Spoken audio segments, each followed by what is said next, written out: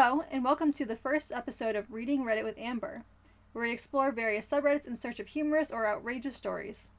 I see these videos as being part story time, part reaction or advice, but since this is very new, I'm open to suggestions for the format of the show.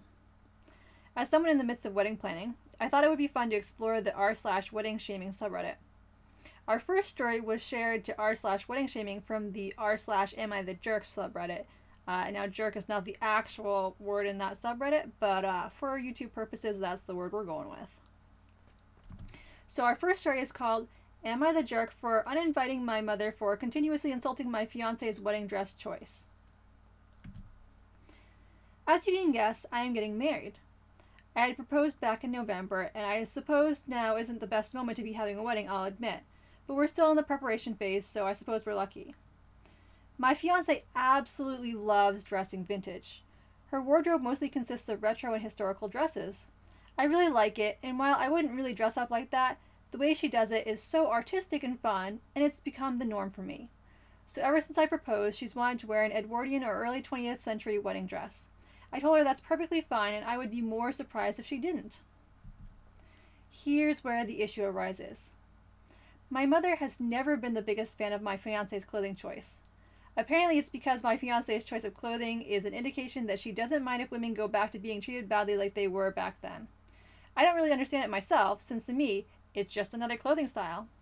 I understand back then human rights weren't at their peak, but I wouldn't really want to live in those days, and I'm 100% certain my fiancé wouldn't either. So, my fiancé has been talking with the women of our families over wedding dress choices, and of course, my mother is involved. Ever since my fiancé has announced she wants to have a vintage dress for her wedding, my mother has been a bit on edge. She's always telling fiancé she should try getting something more modern, or dress A is better than any vintage one. My fiancé hasn't really said anything. She says it's fine. She doesn't want to cause trouble. All this came to a head when my mother came to our house with a full wedding dress in hand. I was furious because I had no idea where in the world she even got it, and two, I had no idea where she had been to get it. When I told her she needed to leave with the dress, she got irritated and said, "It's a better option than the grandma choices that she's picking." My fiancé just stood there, while I went back and forth with my mother. My mother spewed out things like my fiancé was anti-feminist and she was poisoning the girls into thinking it's okay to be treated like slaves. I told my mother to leave, and that until she apologized and stopped acting like a child, she wasn't allowed to come to our wedding. She cried, but I managed to shut her down and kick her out with my blood pressure still in heavy breathing mode. My fiancé told me it's fine, that I shouldn't be souring my relationship with my mother over a dress. I've told her a million times before that I don't want to hear her insulting her like that, especially over the dress that's supposed to make her feel special. I've had family members calling me now saying I need to apologize to my mother. Apparently she's been crying and went to everyone and said I uninvited her just because she was trying to help. I know my mother. She wasn't helping. Am I the jerk? No, I would say you are not the jerk here. Now, I have no idea what the bride in the story is envisioning for her wedding dress, but I figured I would show you an example of a wedding dress from about that same time. So this is my great-grandma, Julia Southall Bowen Peebles, in her wedding dress that she wore to her wedding in 1908. Now, some people might think that this style is pretty, other people might think that this style is frumpy. We are all entitled to our own opinions. But what isn't cool is shaming people for liking a particular aesthetic and claiming that liking vintage clothes is somehow anti-feminist. Just because you like the way certain clothes look doesn't mean you want to live in the era in which that clothing style was popular. I personally like 1940s fashion, but as a physics PhD candidate, I definitely prefer living in the present. If I decide to wear my hair in pin curls one day or put on a vintage-inspired sailor top, it doesn't stop me from advocating for equal rights. The mother-in-law is being a huge jerk here, and if anyone in this story is being anti-feminist, it's her. Trying to deny the bride her autonomy by forcing her to wear a wedding dress that conforms to your taste is not okay. Her fashion choices aren't hurting anyone. I mean, it's not like she's calling for an end to women's suffrage or, anything like that. Now, my guess here is that the mother-in-law is using her faux feminism as a guise to cover up something else. Either she's embarrassed by the bride's style, which the way she refers to the dress as like a grandma's dress seems to suggest that she's probably a little bit embarrassed by it, or she has some other issue with the bride. But even if it's somehow thinks that this is some twisted, her logic is wrong here. Wearing clothes is not anti-feminist, just because the style came from an era which was less progressive than the present. Trying to supersede the bride's dress choice in the name of feminism is really bizarre, and it's just not okay. Now, our next story is bride hasn't heard about COVID-19. She's taking no on RSVPs personally. One of my relatives is still planning to get married in early May. Given the global pandemic, I assumed that either postpone or massively scale back their wedding. Nope, the bride is refusing to cancel their 200-plus guest formal wedding. Apparently, she's living in an alternate reality, completely unaware of the little COVID-19 problem engulfing the planet. I just talked to a relative in the bridal party, and it turns out they're still planning to go ahead with the entire wedding and reception. No changes whatsoever. They sent out the invitations in mid-March, right as many states had began issuing shelter-in-place orders. Their state is one of the hardest hit so far, and their governor is predicting COVID-19 cases will peak the week of their wedding. But why let a little thing like a global health crisis disrupt your plans? Carry on. Since they're in denial, guests finally just gave up, and nearly all have RSVP'd no. No one wants to go, including at least half of the bridal party so far, as well as the groom's siblings.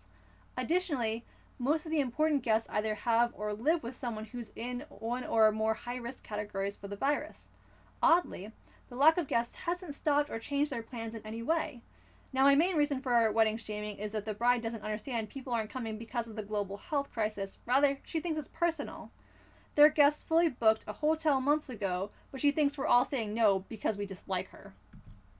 Her future in-laws and future husband want to cancel and have tried talking to her, but she's not listening or understanding the situation. So, in an effort to avoid upsetting her more, they're just playing along, pretending that the wedding is still happening. There's no backup plan, and no one's talked to the vendors because they feel bad for her and won't cancel without her consent. Future husband's parents, who are paying, have asked him to cancel or talk some sense into her, but he won't because he doesn't want to make her sadder than she already is. This bodes well for a successful marriage. Apparently, she can't recognize that even if they're somehow able to go ahead with their current venue, which is closed for the foreseeable future, it won't be the wedding she planned.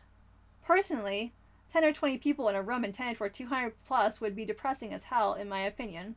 One family member even joked about how social distancing would look in the wedding photos. For me, this has become entertaining, but other family members are pretty upset. We're a close family, and she's essentially saying our health doesn't matter to her.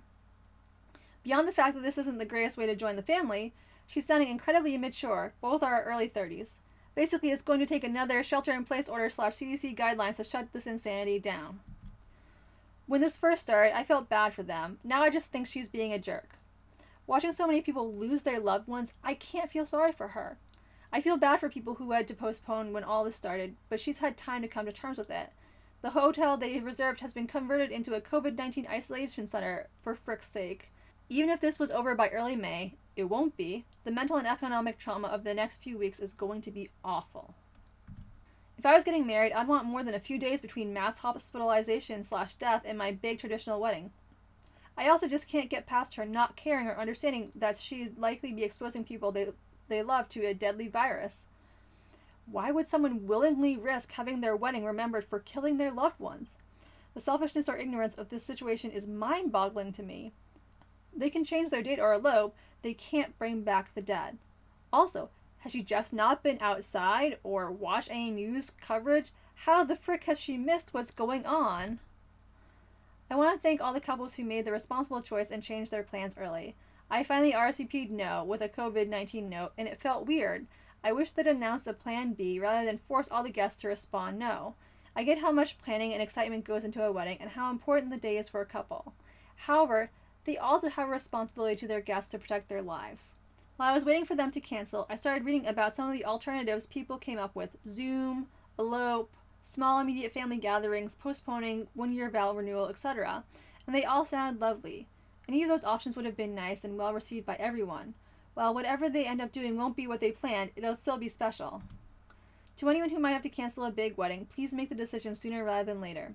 Your guests will appreciate not having to reject an invite. Thank you for acting responsibly, and be happy for you to have whatever kind of ceremony you want. I was excited for them. They're made for each other, but refusing to acknowledge a global pandemic and taking the situation personally, a no on the next RSVP seems likely, and this time it'll be personal. Okay, so as a May 2020 bride, I understand how frustrating our current situation is. I do. I'm upset that my formal marriage ceremony is going to be taking place with only my partner, our officiant, and a few witnesses, and we're going to be under social distancing conditions. I won't get to hug or even stand near anyone except for my partner. We're still planning a wedding or vow renewal ceremony, but that's going to be pushed out for a year. So my entire wedding planning timeline has been messed up, and it's frustrating. I've put a ton of time and effort into this. We were trying to plan the wedding in 6 months, and I was actually somehow managing that relatively well, and now it's going to be another year before we have the full thing. But the thing is, delaying a wedding isn't the end of the world, and I know that sometimes it's really hard to see that, but it isn't. The point of all this social distancing is to keep our loved ones safe. We won't get the satisfaction of celebrating with them on the timeline that we originally wanted, but hopefully they'll still be here to celebrate with us in the future. My grandma had a health scare last fall, and that was the major reason why we decided to get married on a 6-month time frame. We wanted to make sure that she was going to be there. Having to push back the wedding by a year in the midst of the pandemic does mean that there's a chance that she or other loved ones won't be there for our day. But I couldn't bear it if someone got COVID for my wedding. Right now we have to put our loved one's safety first, and that means postponing or changing the way in which we get married.